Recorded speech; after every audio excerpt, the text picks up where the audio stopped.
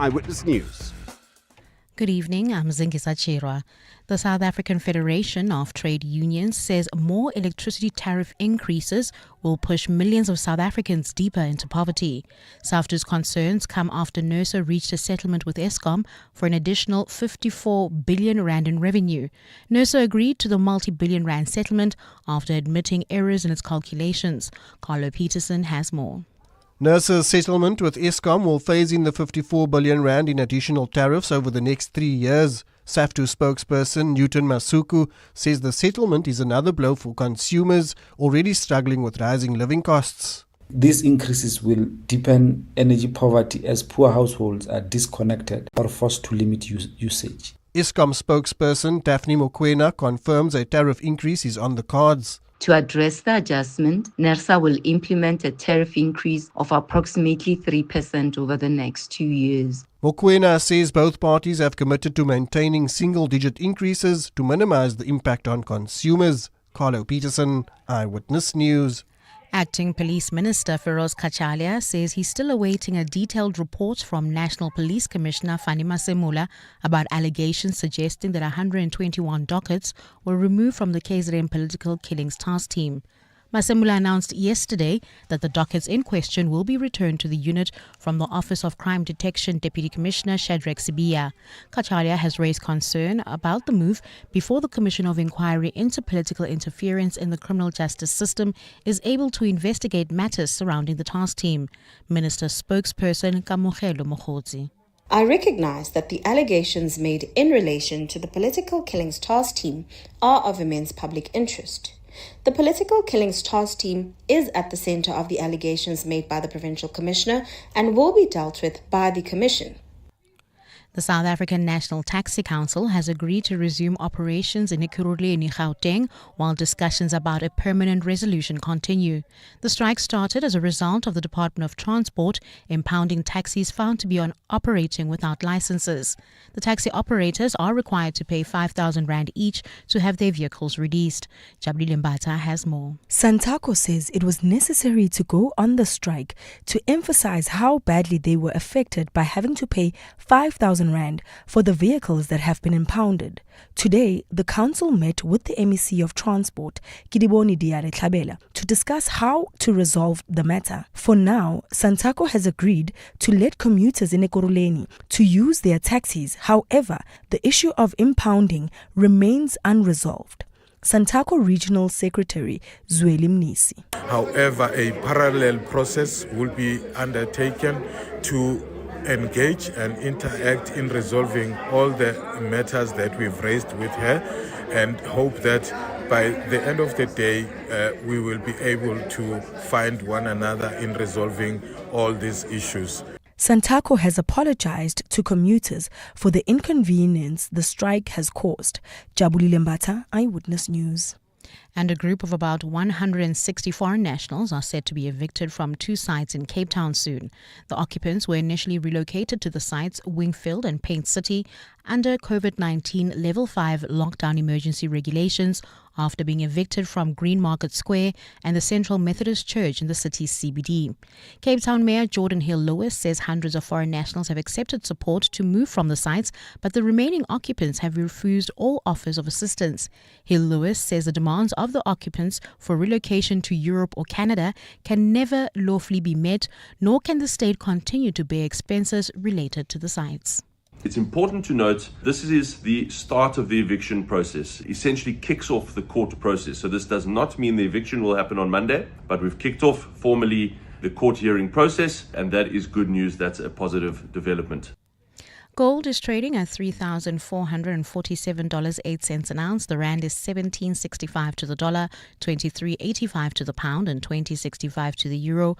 Brent crude is $68.14 a barrel.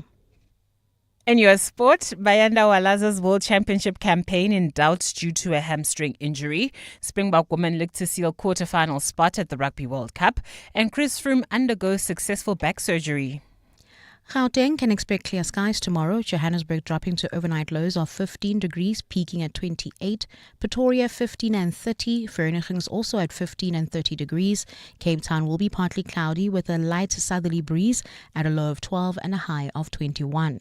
The top story in EWN this hour, the South African Federation of Trade Unions says more electricity tariff increases will push millions of South Africans deeper into poverty. EWN, in touch, in tune, and independent. For the latest, visit ewn.co.za or download the EWN app. EWN Traffic. Well, at this hour, if you're traveling into Protea Glen, there's bumper-to-bumper traffic on the N12 westbound between the R554 Abu Bakr Drive and the R558. Also in Mdeni, Soweto, driving through Doornkop, slow-moving traffic. This is on the R558 Adcock Road between Mainstream and Mdeni Junction. There's also slow-moving traffic. This is driving through Pinville, heading into Soweto. This is Chris Hani Road between the N1 and Mujaji Street. In Ekurhuleni, traffic is a bit sluggish. This is in the Leondale area on Leondale Road between the R103 and the N3. If you come across any other traffic issues, please WhatsApp us on 072 702 1702. There's more EWN on air, online, and on the EWN app. And now, The Money Show with Stephen Grootes on 702. Let's walk the talk. The Money Show with Stephen Grootes is brought to you by ABSA CIB, proud sponsor of the SARA Rail Conference 2025, powering progress, connecting economies. Good evening. Welcome to The Money Show. I'm Stephen Grootes, 7 minutes after 6 the time this Friday evening. We'll be looking at toffee. I don't know when you last had a toffee, and I remember making toffee as a kid. It can't be that difficult to make toffee. Keep wanting to say toffee. And yet, I think to make the country's best toffee is something very different. We'll be talking about that in about half an hour from now. Actually, quite looking forward to that conversation on Friday File. Before that, the situation at Ford looking quite serious. There are so many different transitions going on in the automobile industry at the moment, in the automotive sector, I should say. Ford saying that they will let people go in their offices, their operations in Swane. So very, very bad news there. We'll talk about that on The Money Show in a couple of moments. Big movements in the toy sector. Toys R Us and Babies R Us are buying Toy Zone. There's something here about high-frequency malls, as they describe it, and Toys R Us saying it'll basically give them outlets in malls that have a lot more traffic. So more people going through, I presume, bigger malls, and what that then does to the number of sales that you get and the big advantages of that. So I think that could be quite an interesting conversation. Lots of conversations around whether or not the US could try and kick us out of the SWIFT network. The Trump administration's view on us. We'll speak about that in 10 minutes' time as well before we move on to toffees. And don't forget the Friday Biz Blitz as well. You know the number, 011 883 0702 021 446 0567 and 072 702 1702. I was thinking a little bit about the electricity issue, and you heard it again in the EWN bulletin. And what a difficult financial mess this is becoming, and it's not helped when people like NERSA actually get it wrong.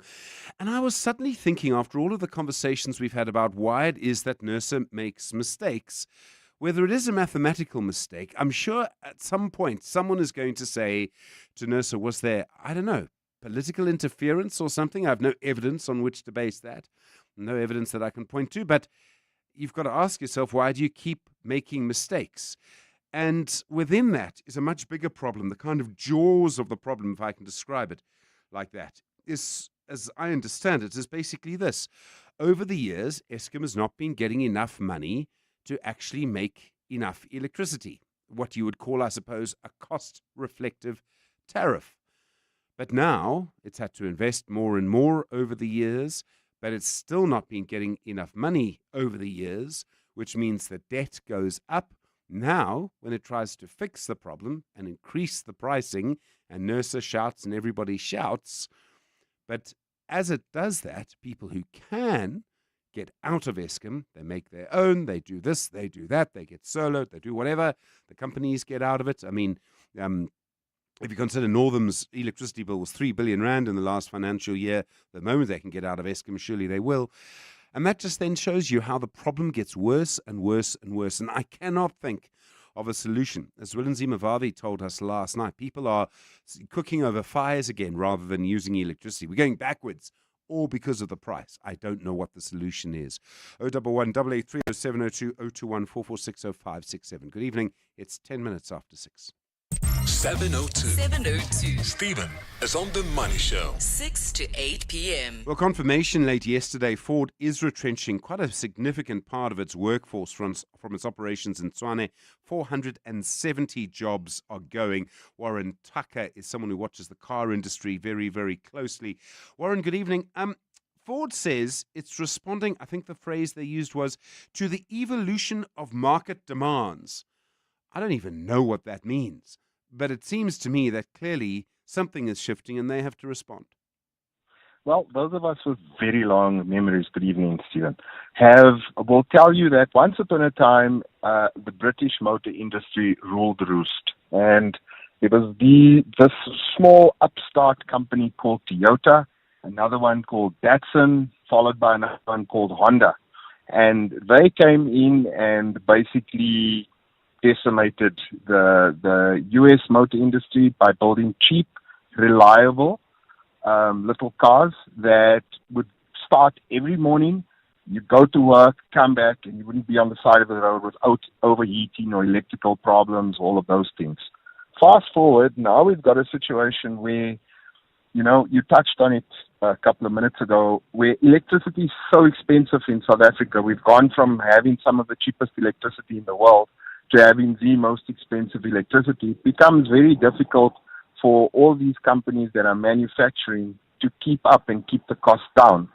In order for a country to manufacture and manufacture competitively, you need cheap electricity, you need a good logistics system to get minerals to and from port, and you need cheap steel to manufacture these vehicles. And unfortunately, we've kind of priced ourselves out of the market.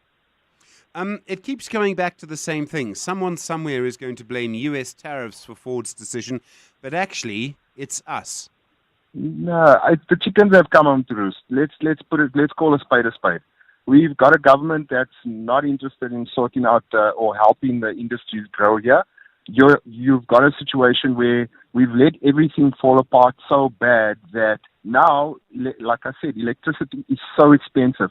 Think about this. When we had load shedding, all the factories in Uitenhage, PE had to go out, buy generators, use diesel to generate power. I mean, that all comes at a cost.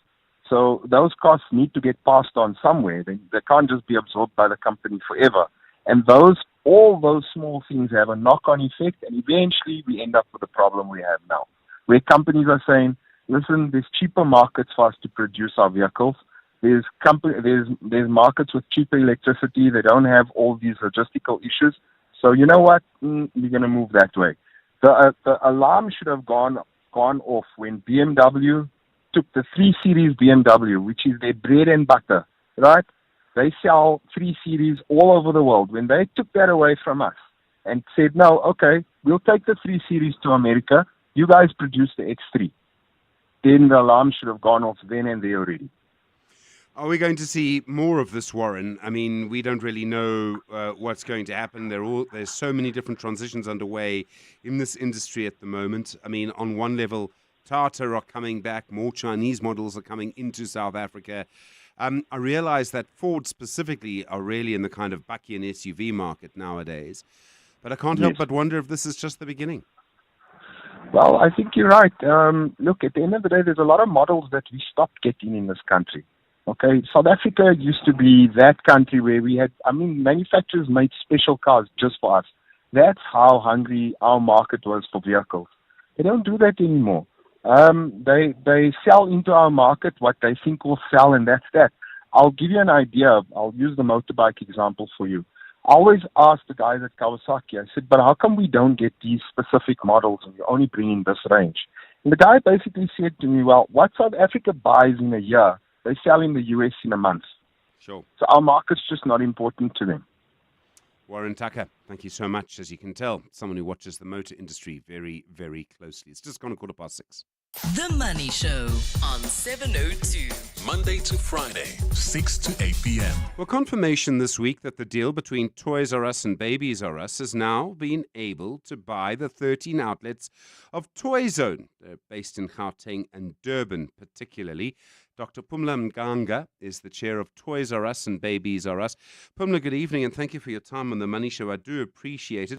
What's the reasoning behind the deal? Why do you believe it's good for you to buy these 13 branches of Toy Zone? Good evening, Stephen, and thank you for the opportunity to share how excited we are with this landmark acquisition. Essentially, if you look at where our current business footprint is, it is mainly in the main regional and the national malls in South Africa. The acquisition of Toy Zone was really intended to extend a geographic footprint into mainly the strip malls in the first instance, because the strip malls offer convenience, they offer more choice, and they offer ease of access for our target customer. And this is something that we feel is important in this particular market segment. And so the broadening of our footprint into the strip mall was a major consideration. The second consideration was the infusion of the baby offering. So Toy Zone is a pure toy play, and our intention is to obviously infuse the baby offering to our target customers. In that way, the target customer, which is the parent in most instances, but it's actually everybody. It's the parent, the grandparent, the mom, the child. It's almost every age category has that convenience. So our intention is to infuse the baby into the offering so that the customer has got that broad choice. So they can go to the mall, alternatively they can go to the strip mall to purchase our offering. I have to tell you, Pumla, the number of times in my life I've had to rush around with one or both of my children and stop at a toy store to get something for another child, for a party or something. It's all about parking. So I hear you on the strip malls. They do make it easier. Absolutely. That is so exciting to hear because, you know, think about it this way. Let's say you're coming to buy a pram or you're coming to buy a car seat. Parking is major, and that's what strip malls give us. Yeah. So I'm so excited to hear that obviously you have that direct experience, because that's precisely what the strategic intent was. Are you going to change the products on offer? I presume you'll rebrand and everything will be Toy Zone. The Toy Zone brand, I presume, will disappear. But are you going to be selling exactly the same products? Are you going to make major changes apart from bringing in the baby side of things? Well, I think we already thought that Toy Zone was a good offering. So the idea is simply to infuse the baby, and also obviously some of the lines that are distinctly ours. And so we will infuse those into the product range. Okay. How is the toy market generally? Now, there's certain things about babies and children that you're always going to do. You are always going to buy nappies if there is a baby around. You are always going to buy, I can't tell you how many millions of baby wipes you're going to buy, but you're going to buy them. You're going to say you won't, but you will.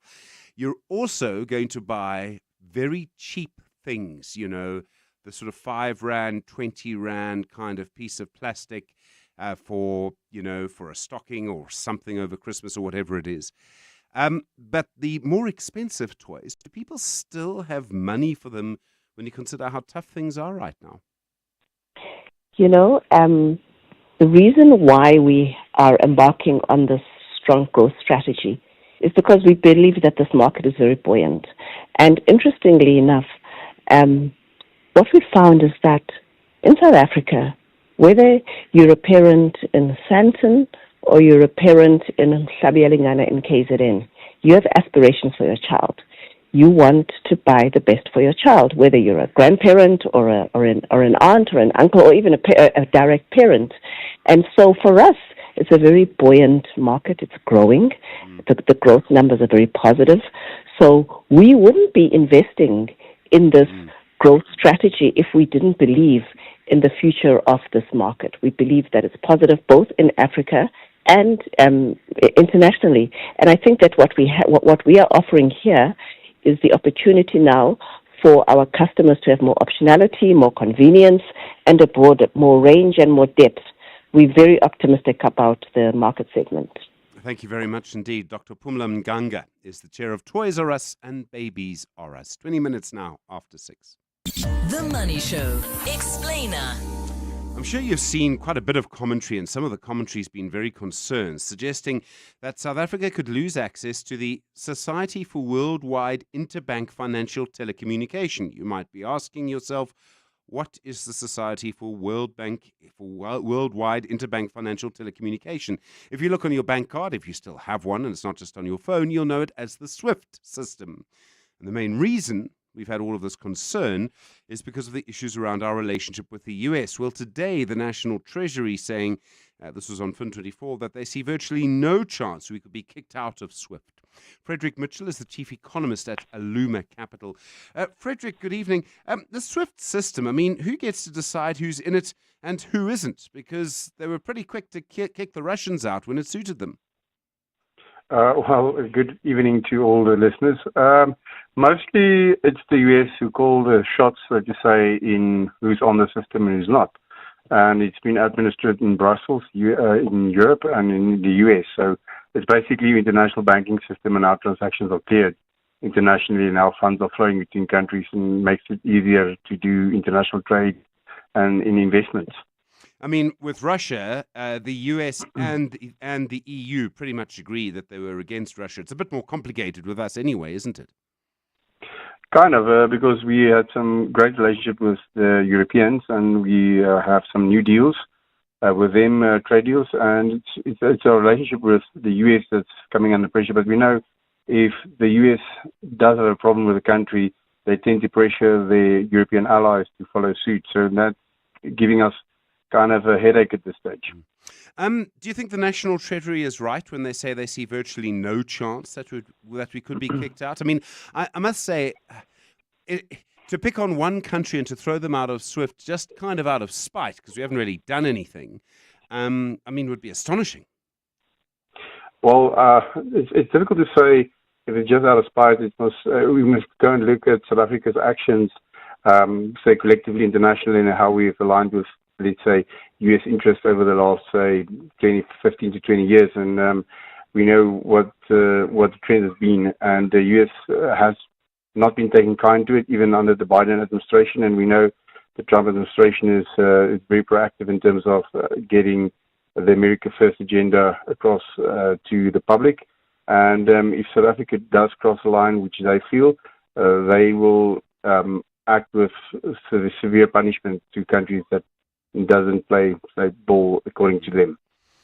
Yeah, I mean, there's such a big debate to have around all of this. I presume if it happened, so this would be the worst case scenario, if we were kicked out of SWIFT, it would have a big impact on us, where we don't have the same financial resilience as Russia. The thing with Russia is we look at a country that, let's say, has got huge oil and gas reserves that the Europeans are dependent on, and they struggle to decouple from that. And coupled with that is the notion that we know Russia is a nuclear superpower. To that extent, it gives us an idea that Russia does have some aces up the sleeves to play along with the West and how they can handle them. But for South Africa, we're a small open economy, and we don't have let's say, a loaded gun in terms of, let's say, oil and gas to the West's head. And that's putting us quite in a bit of a different position than, let's say, the Russians. It's two incomparable situations, to be honest. Look, I mean, we have gold and platinum, I suppose, but it's not quite the same thing. It's also harder to get it out the ground for us at the moment. I presume quite a lot of functionality that we've become used to would simply just stop working. Yeah, that's a big problem. It's not only international trade in terms of goods and services, or let's say goods being imported and exported. It's also our investments and also our debt. We've got a small percentage that's like denominated in US or foreign currencies, but mostly our debt is in let's say rand. But if you lose access to the SWIFT and they push for sanctions, it means that, let's say, foreign countries, especially European and let's say US investors for that matter, can't invest in South African bonds. So that bonds will then have to be taken up by the local institutions, which will put financial strain and risk within the South African market, and that's something that we can't really afford at this stage. Frederick Mitchell, thanks very much indeed. Chief Economist at Aluma Capital. Well, you heard his view. The National Treasury believes there's virtually no chance of it happening. I mean, my own view, and it's maybe not particularly informed, but if this is what the US is going to do to us, I presume they're going to do it to every country that they don't like. And it's not like we've declared war on an ally or anything like that. So in a way, it would be quite extreme. But who knows? We are, as you know, in very strange times. I know you have a view on that on 011 883 0702 and 021 446 0567. The Money Show. The markets. Viv Govender is the portfolio manager at Rand Swiss. Viv, good evening. We should probably start with Northern Platinum. They had their results out today, and despite a slightly higher, well, quite a significantly higher platinum price over the period, still not able to make as much money as they need. Yeah, look, I mean, this is obviously a situation in which these companies are in a situation where they're looking a lot stronger than they were just a little while ago. I mean, the platinum prices recovered quite nicely, and you would expect, in that scenario that these companies would be seeing some, improvements coming through. They are obviously, it's helping them out a bit, but unfortunately, Northern is posting, like you said, a profit drop because of higher costs, and that is, I think, it's quite disappointing. I mean, they had a high price, they had record sales volumes, but yet we are seeing, costs basically jumping up 8.1%, which is obviously above even inflation in South Africa at the moment. Yeah, and a big part of that was electricity. So yesterday, Nico Muller, who's the, as you know, is the CEO at Implats, he told us on the Money Show he was quite optimistic about the platinum price. I think the phrase they used was they see it as being supportive for the next 18 months. Paul Dunn at Northern Platinum, not nearly so confident over the shorter term. He is over the longer term. But over the shorter term, he doesn't necessarily see a higher platinum price. Yeah, look, I think it's a difficult thing to look at because for the longest time, platinum has been driven by this demand by the catalytic converters, basically a way to clean the engines of petrol and diesel vehicles, platinum metals as a whole. Unfortunately, with EVs coming into place, that's going to be diminishing over the long term. Unfortunately for platinum makers, but probably good for the world because it probably means it's a healthier environment out there with less pollution. So they have to find other alternatives to this thing. Also, we have increased recycling. We have efficiencies in terms of the catalytic converters.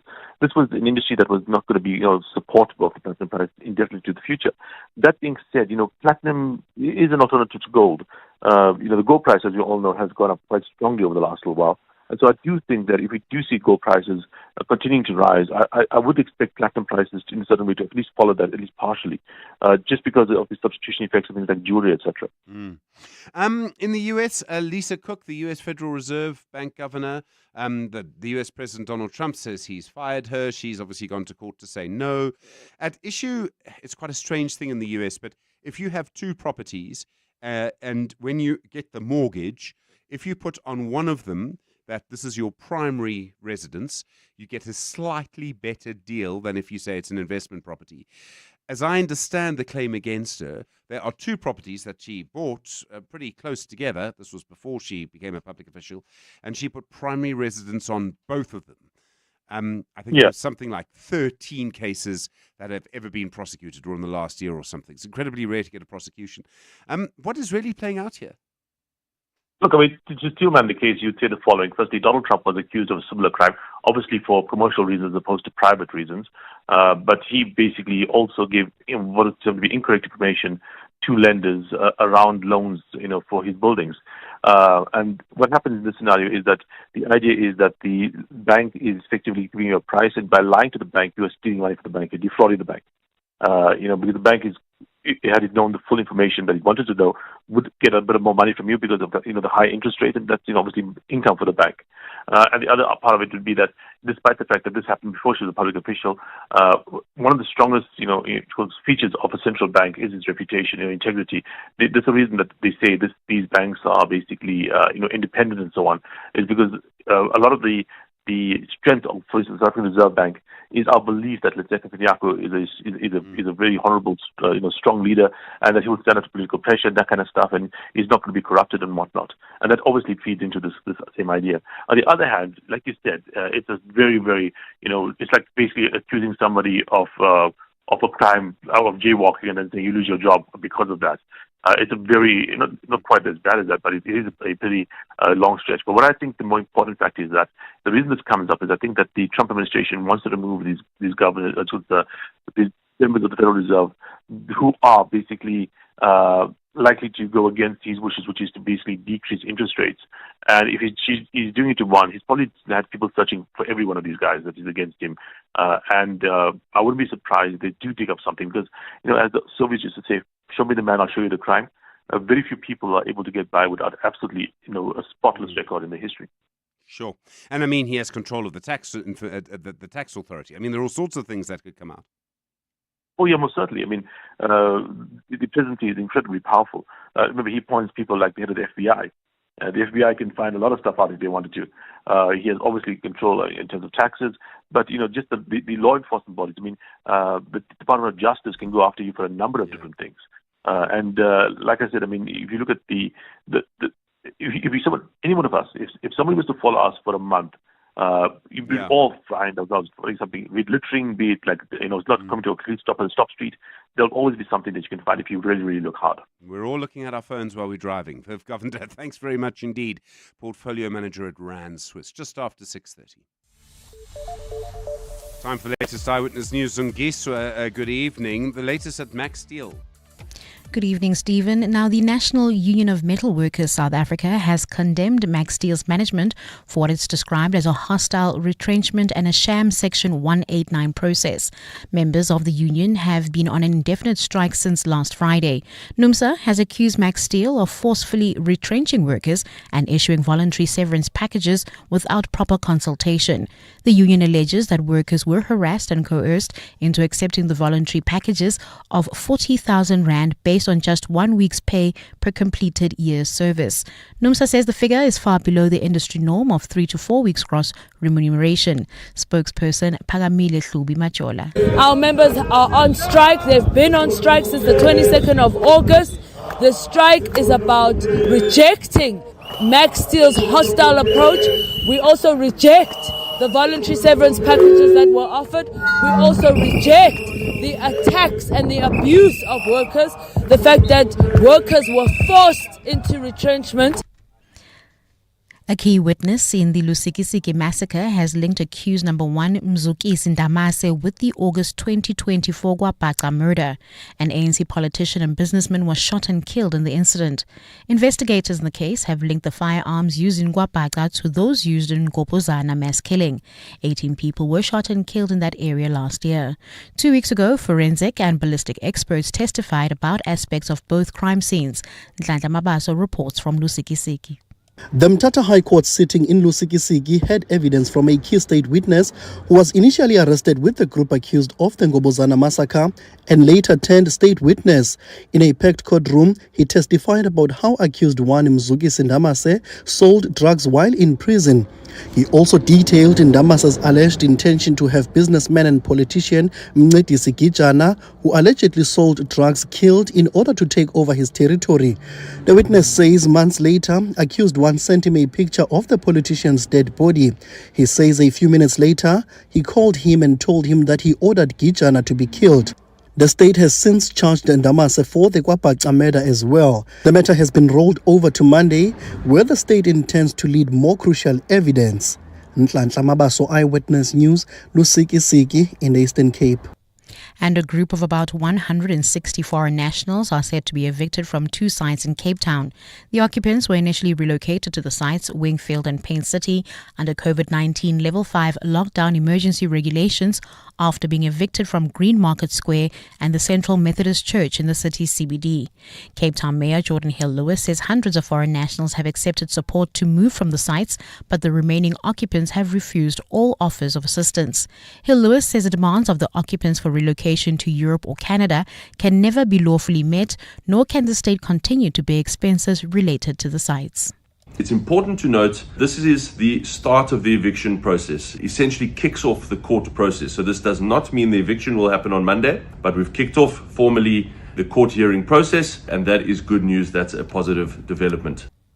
Clear skies are in store for Gauteng tomorrow. Temperatures will drop to overnight lows of 15 degrees and peak at highs of between 28 and 30. Cape Town will be partly cloudy at a low of 12 and a high of 21. The top story in EWN, the National Union of Metal Workers South Africa has condemned Max Steel's management for what it's described as a hostile retrenchment and a sham Section 189 process. EWN Traffic. Well, at this stage, there's a slow-moving traffic in the Leondale area. This is on Leondale Road between the R103 and the N3. Also in Klipwoki, Boksburg, Rondebold, traffic sluggish between Berry Marais and the N17.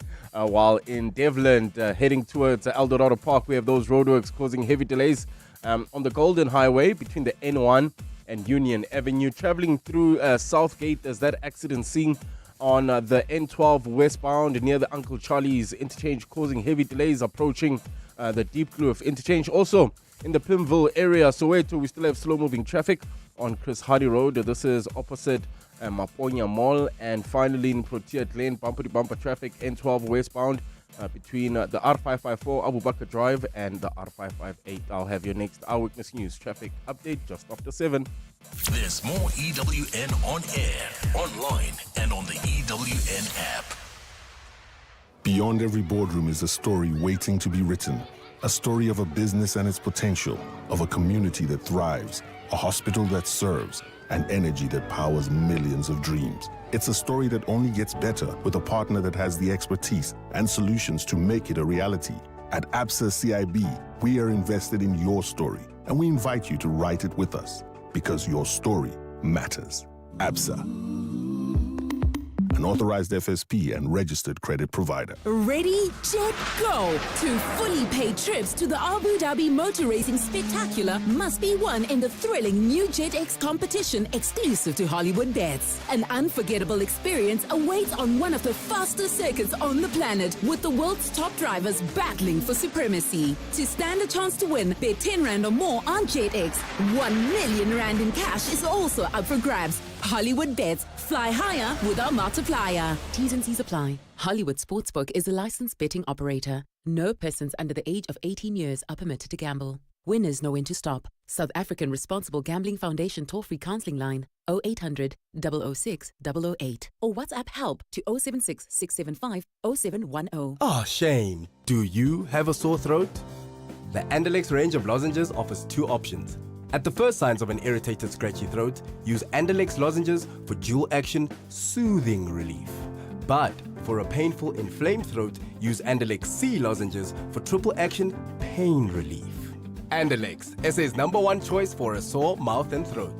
Andalex lozenges are available at all leading pharmacies and supermarkets. Just Andalex it. EWN Sport.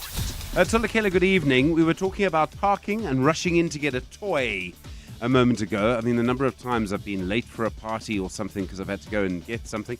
I mean, do you have a solution to this problem? I do, Stephen. It's called going to McDonald's, buying a Happy Meal for yourself, and getting a free toy for the kids.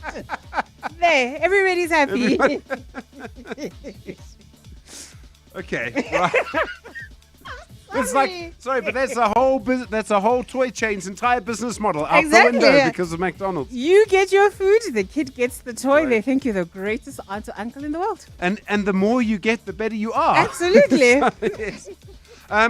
Women's World Cup, we're playing on Sunday. Absolutely, Stephen. And it's the Springbok women who look to seal a quarterfinal berth when they take on Italy in their second group game of the competition on Sunday. Nadine Rus, Onamtose, Kamisa Kawe, and Eloise Webb will all start that game, while Apiwe Ngwevu moves to the bench. Coach Sois de Bruin wants more of the same from South Africa, who opened the campaign with a 66-6 win over Brazil. It's all going to start up front again. The perception is Italy is just a running team. They are not. They kick a lot and they maul a lot. So we got to prep for that. It's all going to be up front. And then that will lead to positives on defense, to positives on attack.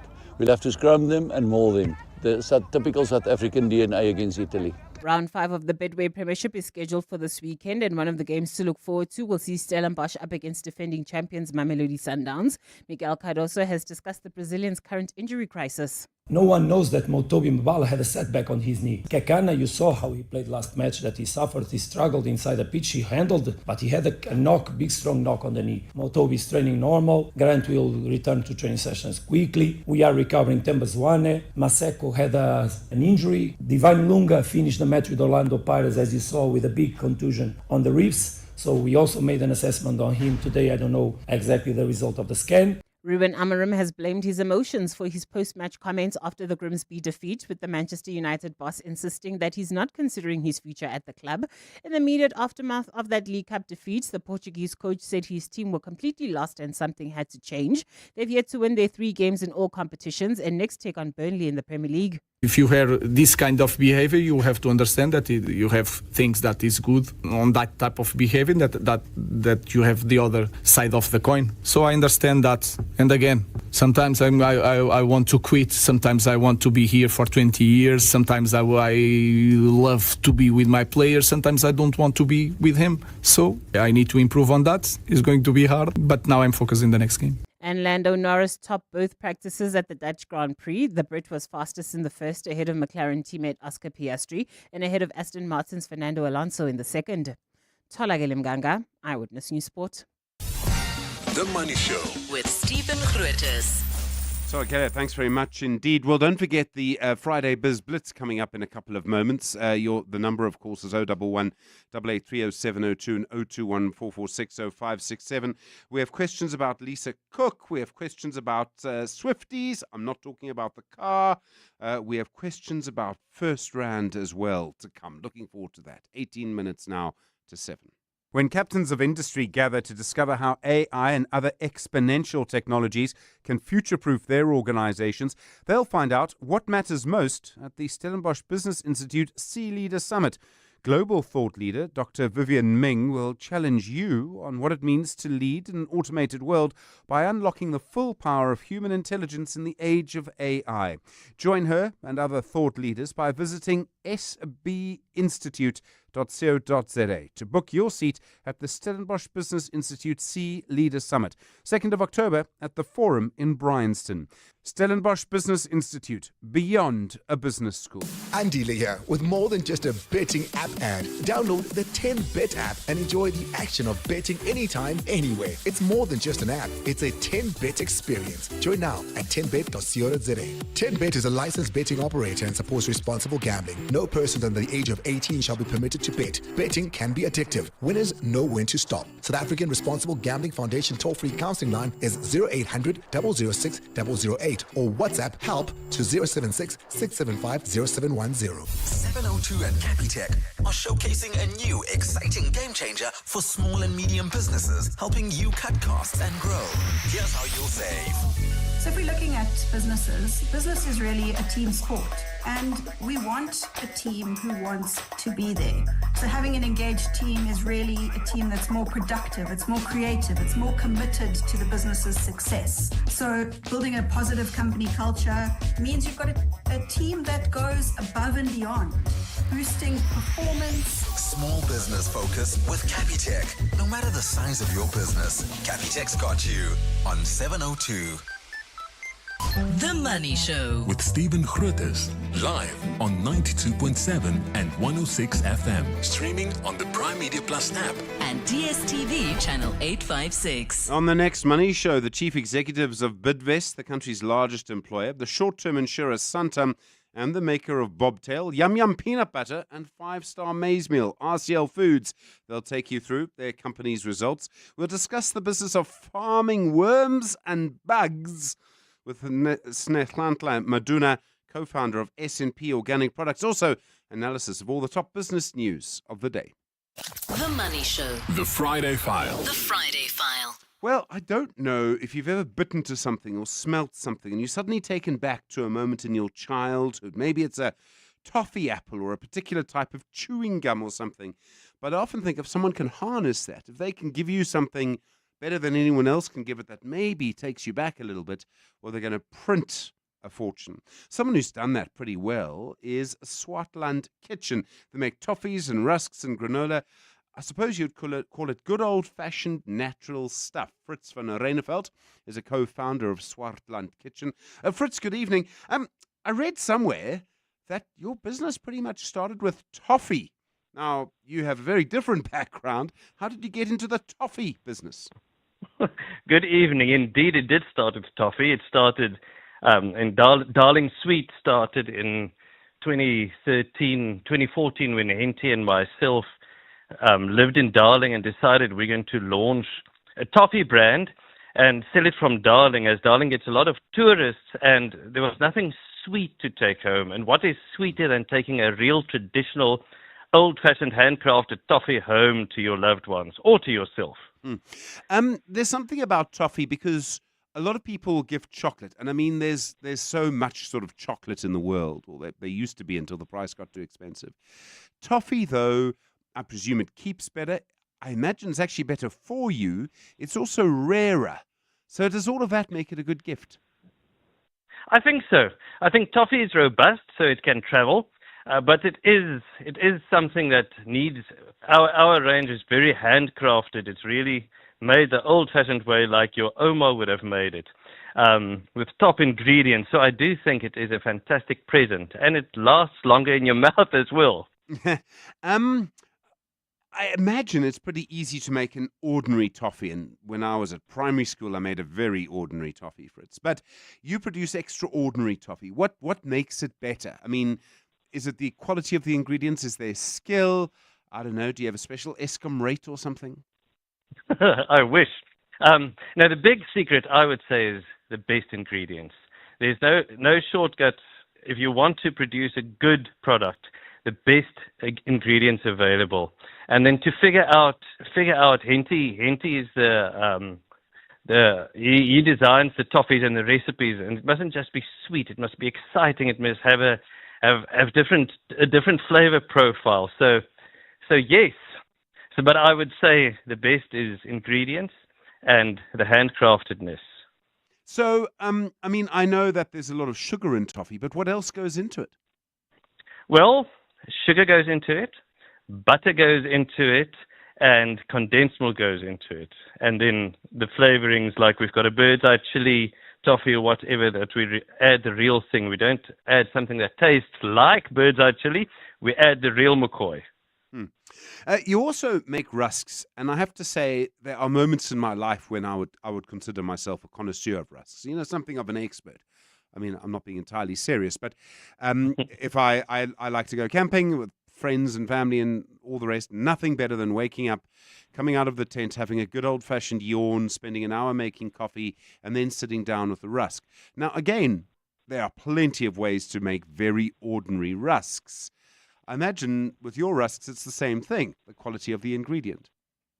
Yes, the quality of the ingredients of Swartland Kitchen rusks and cookies, that's so important. And also baking it the real traditional way as it was 100 years ago. Maybe we've got electricity now. 100 years ago, we also probably had. But baking it the real way and making it by hand, I think also taking no shortcuts, producing a top quality product does give you a product with top flavors. Do you put more ingredients in? So, I mean, with a rusk, you could put in a sultana or a raisin or something, I suppose, if you wanted. I mean, does that make it... and you can also... There's quite a wide range of flavors. You can go from ginger to sort of plain to buttermilk to whatever. That must give you quite a lot of scope.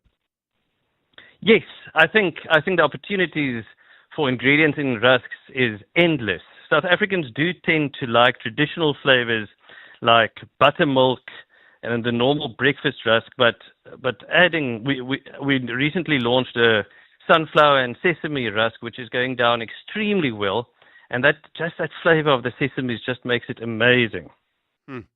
I mean, is rusks and toffee, are there things where you can, come up with new recipes forever? I mean, you can keep changing your range and, have a season of this or a season of that. I mean, is there that much scope for it? I think the confectionery market in South Africa is huge, and I think there's a lot of scope. There's a lot of scope for a handcrafted product that people understand the love and the time that goes into it. And the same with rusks. Our rusks are baked at Evita Separon in Darling, which also gives it a geographical point. I'm going to tell you a top secret, something that you may please not tell anybody.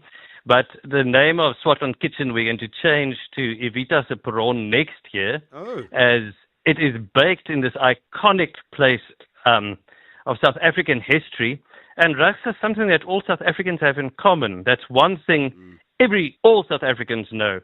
So, yes. So, Evita Separon rusks are coming soon, but currently it's still Swartland Kitchen as it's baked in the Swartland.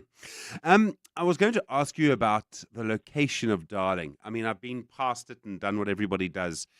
Stand with my wife next to the sign that says Darling, take a picture and go back to Cape Town. And that was just because, time. There was a plane or something. But is there something about the town that enabled you to do this? You made the point a lot of tourists go through it. They're kind of wanting to spend money. They're in the mood. They're looking for things like the things you sell. But I don't know if I suppose what I'm asking is, do you think your business would have worked somewhere else? I don't really know. I don't really know if it would have. Look, I think it's all in the name, or a lot of it is in the name. Darling is such a wonderful name to use in one's business.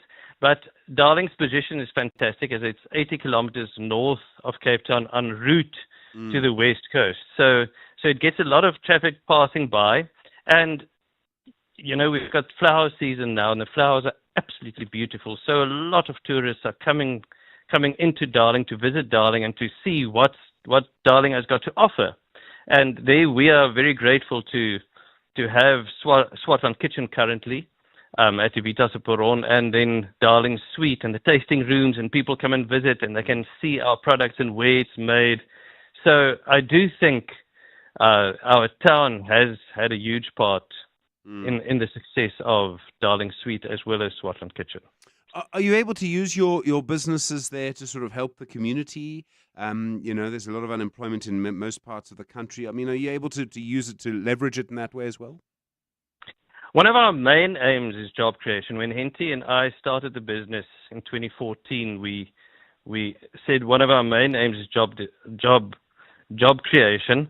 That's why we make a handcrafted product, and we truly started with one full-time and one half-day staff member, and we're proud to say we've got 33 staff members currently from all walks of life, and we're incredibly proud of our team as they develop and as we grow together and work as a team. So I think job creation is something that we're very much part of for the community.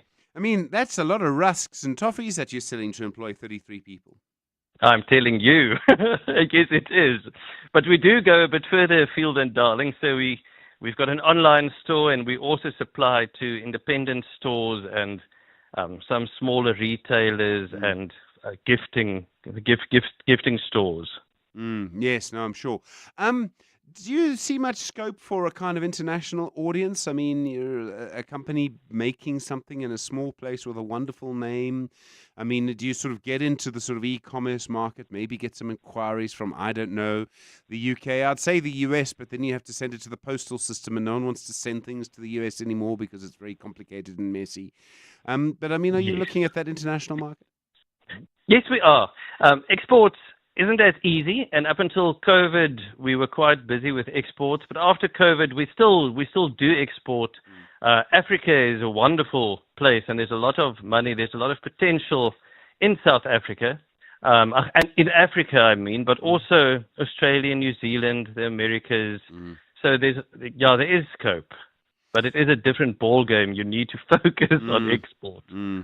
Fritz, it was great to talk to you, and thank you very much. And can I ask you a personal favor? If you'll just say hello to Tannie Evita for me, please. I will do that. I'm seeing her tomorrow. She's on stage at 12 o'clock. I will send her your love. Please. I haven't spoken to her for a long time. Fritz, I really do appreciate it. Fritz van Reineveld is the co-founder of what is still, for now, called the Swartland Kitchen. But, of course, in a Money Show exclusive, you heard it's changing its name. 702. 702. Stephen is on the Money Show. 6 to 8 p.m. All right, 011 883 0702 021 446 0567. Time now for the Friday Biz Blitz. There are plenty of questions to come. You know how it works.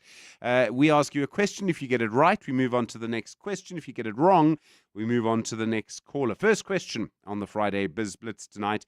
Lisa Cook is the governor of which bank? Lisa Cook is the governor of which bank? 011 883 0702 021 446 0567. When captains of industry gather to discover how AI and other exponential technologies can future-proof their organizations, they'll find out what matters most at the Stellenbosch Business Institute C-Leader Summit. Global thought leader Dr. Vivian Ming will challenge you on what it means to lead an automated world by unlocking the full power of human intelligence in the age of AI. Join her and other thought leaders by visiting sbinstitute.co.za to book your seat at the Stellenbosch Business Institute C-Leader Summit, 2nd of October at the Forum in Bryanston. Stellenbosch Business Institute, beyond a business school. Whenever you hear deep in the heart and art of jazz, think Sia Makuzeni with the big band, Jasmine Horn, Alun Wad, The Baylor Project, Jose James sings Badu, Umu Sangare, Esperanza Spalding, Michelle Dugiocello, Elaine, Tezo, Munei, Mondli Ngobo, and many other spectacular icons. Think Standard Bank Joy of Jazz Festival, 4 stages at the Sandton Convention Center, 26th, 27th and 28th September, and take me there. Book via Ticketmaster. Are you ready to explore your beautiful country in style? With Lekker Slaap's user-friendly accommodation booking app, finding the perfect stay has never been easier.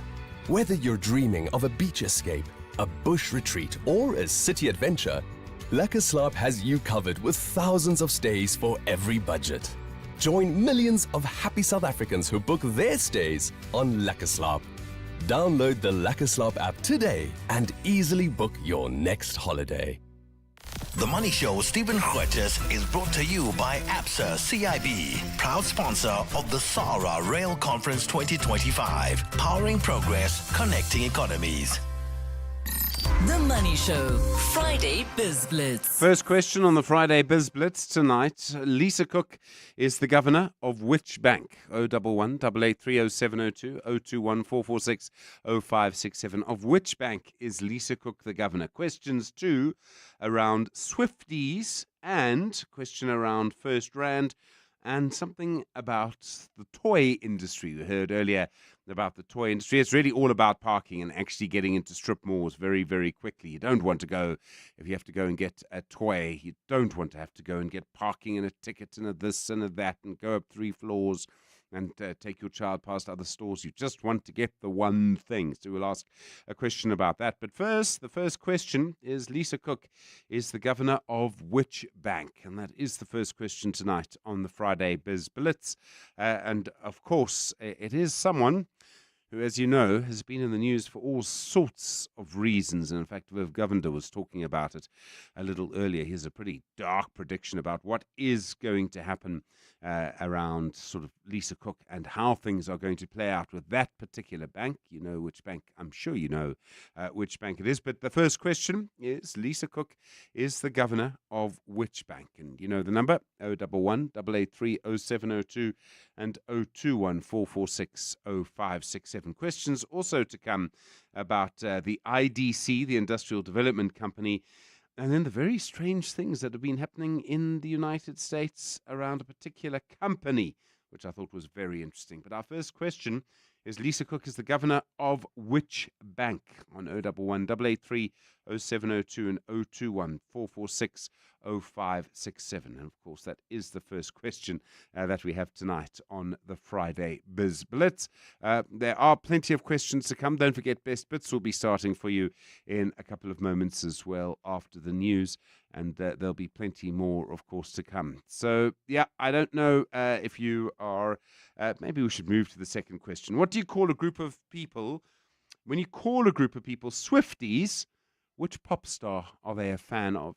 Surely you have a teenager in your life. If you're a Swiftie, Who do you follow? Who's the pop star that you follow? 011 883 0702 and 021 446 0567.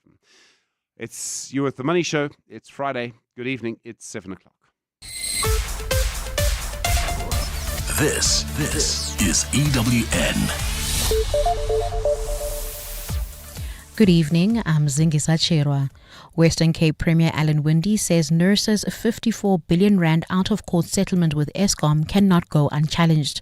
Consumers could be forking out even more for electricity next year after NERSA admitted to miscalculating Eskom's revenue shortfall. The settlement follows a judiciary review launched by Eskom challenging the energy regulator's initial revenue decision. Carlo Peterson has more. NERSA's 54 billion rand out-of-court settlement with Eskom will phase in 12 billion rand in additional tariffs next year, 23 billion rand the following year, with the final amount set to be decided for 2028. Western Cape Premier Alan Winde has rejected the settlement. It's patently unfair to the residents of this country and of this province who are struggling with the increased costs of living and an environment of slow growth. NERSA spokesperson Charles Lebela says the settlement will only be effective once it's been made an order of the court. It is also important to indicate that there will be no additional price increase for the current 2025-26 financial year. Winde says the public should be granted an avenue of recourse to challenge NERSA's oversight. Carlo Peterson, Eyewitness News. Amid concerning levels of gang and taxi violence, police have confirmed interventions are continuing in Cape Town's crime hotspots, with search, lockdown and tracing operations gaining momentum. This week, 5 people have been shot dead and 9 have been wounded in taxi violence, while a man was shot and killed and another was wounded in a gang shooting outside the Mitchells Plain Magistrate Court. Anti-gang unit detectives have arrested a 23-year-old man in connection with that shooting. Western Cape Police Commissioner Tembisile Pategile says this week 35 illegal firearms were confiscated, including 7 semi-automatic rifles, among the 4 AK-47s and 2 Uzis. From April up to now, 880 people were arrested for more than 880 illegal firearms. But if you're looking at the arrest of total, it's more than 51,000 people have been arrested since April, ranging from murders, attempted murders, robberies, rapes, and many other even assault situations that are there. Moving to KwaZulu-Natal, 156 people have been left without shelter after a blaze swept through an informal settlement in Durban. According to the Provincial Cooperative Governance Department, a total of 127 adults and 29 children have been displaced and at least 92 shacks destroyed. The department says 3 people sustained minor burn injuries and received medical treatment. Spokesperson Senzelwa Mzila says humanitarian aid is being provided to the affected community. Humanitarian relief efforts were initiated by social partners, including the SA Red Cross Society and the Gift of the Givers Foundation, who are providing aid such as meals, blankets, and hygiene packs to the affected families. Cocta MEC Reverend Tulasi Zebuthelezi has dispatched a team from the Provincial Disaster Management Center to conduct a full assessment of the damage. The Gauteng Education Department is reminding parents with children going to grade 1 and 8 next year that the online applications period closes at midnight. The department says a significant number of applications are incomplete and they run the risk of children being without a school. Parents are reminded to submit certified copies of all required documents, including proof of home address. Department spokesperson Steve Mabona says no applications will be allowed after today. Only learners with complete applications and verified documents will receive placements. We will be starting with the process on the 16th of October 2025 until all learners are placed. Placement is not based on first come, first serve. We utilize a criteria which is quite simple: home address within school feeder zone. In your financials, gold is trading at $3,446.92 an ounce. The rand is 17.64 to the dollar, 23.81 to the pound, and 20.63 to the euro. Brent crude is $68.17 a barrel. Protea Glen, there's a slow-moving traffic heading into Lenasia. That's the N12 westbound between the R554 Abu Bakr Drive and the R558. Also, traveling into Soweto, there's an accident scene N12 westbound. That's near Southgate, causing about a 20-minute delay all the way from the Uncle Charlie's interchange. There's also slow-moving traffic in the Roodepoort area. That's on Randfontein Road, approaching Adcock. In your weather, Gauteng can expect clear skies tomorrow. Johannesburg dropping to overnight lows of 15, peaking at 28. Pretoria 15 and 30 degrees. Vereeniging's also at 15 and 30. Cape Town will be partly cloudy with a light southerly breeze at a low of 12 and a high of 21. The top story in EWN this hour. Western Cape Premier Alan Winde says nurses' 54 billion rand out-of-court settlement with Eskom cannot go unchallenged. EWN, in touch, in tune, and independent. For the latest, visit ewn.co.za or download the EWN app. The Money Show with Stephen Grootes is brought to you by ABSA CIB, proud sponsor of the SARA Rail Conference 2025, powering progress, connecting economies. The best of the Money Show. Live, online. Streaming on 702.co.za, the 702 app, and GSTV channel 856. 92.7 and 106 FM. Welcome to the best bits of the Money Show. Some of what we thought were the best insights, the most interesting comments, sometimes just the most important things that happened on the show this week. I would like to suggest, I know there'll be someone in your life that one of these conversations will help, might add to them. They might be about to make a big decision or something like that. Might just be worth getting the podcast and sending it to them. I really appreciate it if you did that. To start, let's have a look at some of the big stories of the week. The Finance Minister, Enoch Godongwana, appointing a senior National Treasury official to now run the Government Pensions Administration Agency. He suspended the agency's chief executive following all sorts of allegations of misconduct. They relate to high-value procurement transactions, including, quite famously now, the renting of a building from a company that doesn't own the building. An astonishing story. The energy regulator NERSA confirming it's entered into a settlement with Eskom. NERSA made mistakes in determining the amount of money Eskom can charge you for this year and the next 2 financial years. And this is going to have a big impact on you over the next few years. And I'm sorry to keep repeating this, but it's not the first mistake NERSA has made in this space. And in the US, the Federal Reserve Governor, Lisa Cook, filing a lawsuit against the US President Donald Trump after he said he was firing her. The first time that we have seen a president in the US trying to fire a governor of their US Federal Reserve. It is an astonishing story. Tonight we bring you a mix of stories from the world of money from the week that has been. This week on How I Make My Money, we spoke to Nduduzo Makatini, a celebrated pianist and composer, but also very much a music thinker, an academic, someone who has thought very deeply about music. Naturally, being born in the so-called rural areas in South Africa during apartheid, there had to be there was a necessity or even an urgency for alternative modalities of being in the world, in a sense that there was so much catastrophe going on. And maybe in those moments, song presented a kind of break.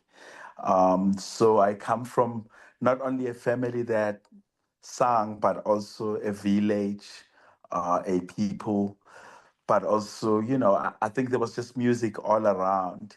And there was a certain attachment to music back then, of course, which was every ritual was kind of signified by certain repertoires, which would mean eventually that repertoires were speaking to ways of being in the world, but also calendar events and marking very important times.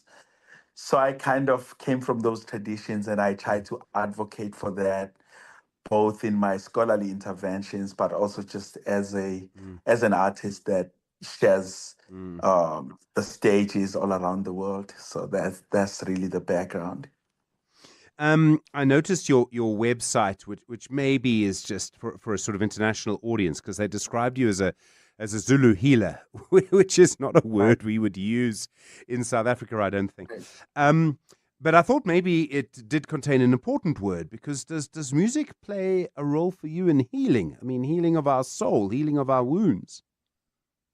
Right. I guess there is some kind of truth in that, in a sense that I am initiated as a sangoma, so which will translate as a shaman or a healer in kind of global context. But also, I think it's just an intrinsic kind of ingredients or even a property in the sounds of South African or African music, where if we speak about a word such as ngoma, it's very telling of the idea of healing, that of song, that of prophetic knowledge, that of divination, and all of these things kind of holding into a kind of wholeness. So whereas in the West, for instance, music is understood as a branch of aesthetic, in Africa, and without exoticizing, this is definitely a much more expanded notion of musicking, which has to do with healing practices and prophetic traditions. So it's definitely a thing that's is kind of a backdrop, perhaps even a framework for my work. It really enunciates with this vision for opening healing potency, at least for people to access their own healing powers. I wonder sometimes when I was thinking of the concept today of music healing, if Right. one of the reasons South Africa produces such amazing musicians and such kind of interesting sounds is because we're actually such a tough society. Definitely. I guess there is something to be said about that. It's in a sense that even outside of Africa, Black aesthetic has always been a kind of fugitive aesthetic, in a sense that it has to do with the fact that the Black biography is something that we cannot transcend in making the music. In other words, the body and what the body has experienced through generational catastrophes and things that our forefathers and foremothers have experienced is not something that we're trying to escape when we make music today. So healing is really a preoccupation that haunts our sound, in a sense that our sounds cannot really focus on entertainment that much. So, because there's just so much that we need to speak to, that healing is no longer just like a buzzword or a thing that we speak about, but it's the actual praxis of music making, that we come to this sound seeking modalities of transcendence anyway, and healing being a kind of harmonizing these broken parts of ourselves, whether we think of ourselves through the Middle Passage or through transatlantic problems and slave trade, or whether we think about coloniality. There has always been this necessity to claim our dignity. So where in other parts dignity becomes a default thing, it's a bad right that particular people assumes certain kinds of protocols that are kind of accessed by being born. As a Black body, these things are not so obvious, and so there's an urgency for our sounds to speak to how do we activate our collective memory, and how do we bring these broken parts of our biography together, and so that one day we'll tell our grandkids a more coherent story of who we are. So healing here understood at a much deeper level of collective memory. I'm listening to you speak, and I'm battling to imagine you as a child in a school wearing the kind of, I think, still a sort of colonial uniform, and I'm trying to imagine you understanding as the world as you express it to us now, and imagining you also going through what children in our institutions go through, which is the sort of the wearing of the uniform, the maths. I mean, I imagine you probably had to learn Afrikaans, for example. I know it was quite. I did. I'm part of that generation. Yeah, and I can't imagine what that was like for you, who has the soul that you do. There, let me put it like that. Right, right. Man, of course, like what you're painting is definitely a backdrop for any child born in the early 80s. Afrikaans as a second language, English as the first language, at home, the mother tongue completely excluded from curriculum. And even more, Afrikaans, you know, at the backdrop of 1976, where the previous generations had to think about mathematics, physics, biology inside of a foreign language. So there's, of course, these problems that we inherit as people that come after. I think that's partly why maybe scholarship became a thing for me. I remember when I went to study music, and part of what I thought was really a kind of rich repertoire of songs and songs having to do with cosmological happenings was in the university seen as being musical illiterate. So, in other words, it was rendered outside of the center, the hegemony. It was peripheral. So, as a result, I had to do what they call the foundation year or a bridging course for people that had no musical background. So, you can see already from that moment that the kinds of violence that come with curriculum and curriculum that ignores other types of knowing in the world. So I think, of course, by extension, this is why I would later consider doing my PhD and being in the university since 2006. I've always been there, not for the university actually, but that there is a necessity to protest such a system. And we've been doing that by way of presence and being there in the university and kind of pushing what we might think of as a pluriversity, which is maybe a future concept for thinking about a university that listens. So, for instance, you find a university just at the back of Umkumbane in Durban, but that has no connection to the epistemologies of the people in Umkumbane. So, a pluriversity as an intervention will be maybe a future university or a future pluriversity that will understand that there are multiple ways of thinking about truth and get away from this singularity of truth and this notion of the universal as a Eurocentric paradigm, by extension informing curriculum. So part of why we are in the university is because of all of those sufferings and feeling that there is nothing said about my people in curriculum or even in the history.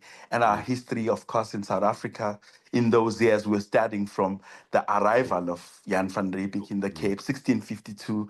So that's already problematic because it suggests that our history starts from when it gets hijacked. So these are some of the things that are not explicitly musical, but that the music is trying to speak to, actually. Sure. Every wall tells a story. Now yours can be told with elegance, resilience, and colors designed to last. A creation rooted in heritage, perfected for today. The wait is over. The finest has arrived. Discover the finest, only at Chamberlain. Chamberlain, famous for hardware since 1903. When your business needs labor, fast, compliant, and ready to deliver, you need more than just staffing. You need a triple BEE Level 1 partner with scale, speed, and 50 years of proven expertise. Workforce Staffing supports thousands of businesses across industries with fully managed, legally compliant temporary workforce solutions across South Africa and beyond. Visit workforcestaffing.co.za today and let's get to work. Workforce Staffing, the preferred staffing partner. 702 and the Discam Foundation are shining the spotlight on the health matters you want to know more about. Here's what we explored this month. It started with fixing the muscles don't allow for a child, a newborn, to smile, which is a 10-hour surgery. Then they started with cleft palate and the like. And they don't just do that anymore. They're doing a lot of life-changing and sometimes life-saving operations. And not only is it the operations, it's the support that somebody like Ndinako and their families have when they go into the Smile Foundation. and society's not kind. Yes. And they make the whole process so much easier for the recipient of the operation. In Conversation on Afternoon Drive with John Perlman. Brought to you by the Dis-Chem Foundation, caring for the community on 702. 702. The best of the Money Show from this week. That was Nduduzo Makatini sharing his journey as a pianist, a composer, someone who has been very, very interesting with music and really someone who thinks very deeply about these things. In this week's episode of Investment School, we looked at the intricacies of investing in unlisted companies. Why would you go to the unlisted space when the listed space is a lot more transparent? Keert van Zyl is the co-founder and partner at Knife Capital. Siyiso Matlanyane, the head of equities at Prescient Investment Management. And we looked at what works, what doesn't, and how careful you need to be in the unlisted space. Yeah, so I mean, the listed space is where all the information is pretty much readily available, right? These are public companies, meaning that everything about them is ostensibly made public, right? So they operate in a highly regulated environment. There's full transparency around their, disclosures and whatnot. But the unlisted space, like you said, that's the private market, right? So these companies are under no obligation whatsoever to disclose particular information. They're not traded on a particular platform where you can just simply look them up, and therefore they're a little bit more opaque and a little bit more, require special expertise to be able to navigate that particular terrain or landscape. Yet, if information matters to investing, and obviously it does, why would you then go into the unlicensed space, into the unlisted space? Well, unlisted and unlicensed sometimes. Yes. Well, there's the interesting word called due diligence, which is another word for homework. So you would only tread carefully into this space if you actually ask the companies that you would want to back for a list of things, do your homework, and basically use that whole concept of an inefficient market, which is a little bit of a dark art, and hopefully get some outsized advantages on pricing and growth. So by an inefficient market, you mean I know less than someone else, and therefore someone else can make more money than me? Yeah, I think the concept of startups or high growth startups, if you just think in simple terms of a typical company life cycle growth curve, there's some point it starts, then it's a steep curve, learning curve, growth curve, and then at some point it becomes a more mature company which flattens off. And then if you can time the market well in that growth curve early on and ride the wave towards a listing or towards an exit, which we'll talk about later. But it's inefficient in a way that there isn't perfect information. It's not a lot of analysts that talk about the company. There's not information, as you said earlier. You don't know how much the CEO owns, or the public market doesn't. The investor should. I mean, you can't go invest blindly, but that's what the due diligence is for.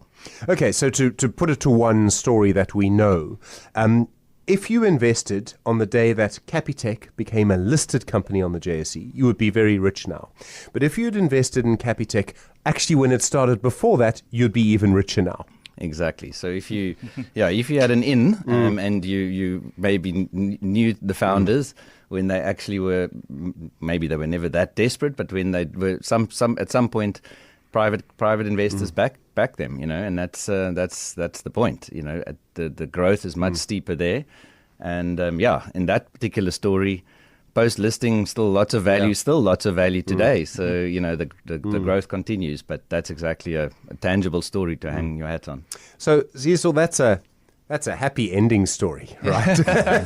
There are lots in the unlisted space that are not happy endings because maybe you did your homework very badly. Yeah, exactly. I mean, ultimately, what you're looking for is a way to be able to get safely into an investment and then get out, like you said, with a happy ending. But so often is the case that things go wrong, things slip under the radar. The homework or the due diligence is not thorough enough, and maybe a couple of T's were not crossed and a couple of I's were not dotted, and it could result in a train wreck. But same goes for, I think, any type of investing, whether you are in the listed space or you are in the unlisted space.